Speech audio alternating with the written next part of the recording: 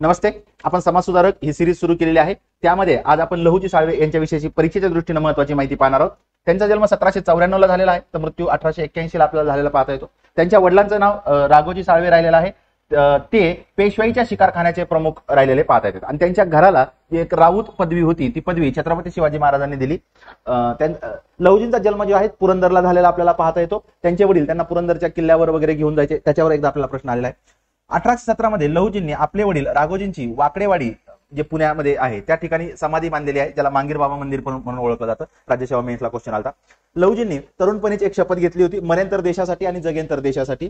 दोन्ही पद्धतीने आपल्याला त्यांनी आपलं जे आयुष्य आहे ते समर्पित केलेलं पाहता येतं.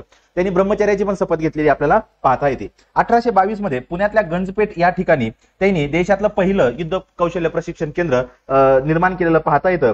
आणि त्यांचे जे शिष्य आहेत ते शिष्य पहा, लोकमान्य टिळक, महात्मा फुले, उमाजी नाईक, सदाशिव गोवंडे हे त्यांचे शिष्य राहिलेले आहेत. शारीरिक त्यांना प्रशिक्षण त्यांनी दिलेलं आहे.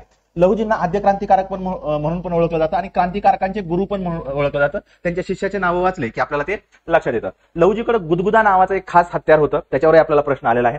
महात्मा फुले यांच्या शाळेतली पहिली अस्पृश्य विद्यार्थिनी होती मुक्ता साळवे. ती लहुजींची पुतणी होती आणि तिनं शाळेमध्ये दलितांच्या दुःख स्थितीचे वर्णन हा निबंध वाचलेला आपल्याला पाहता येतो. त्याच्यावरही आपल्याला प्रश्न आहे.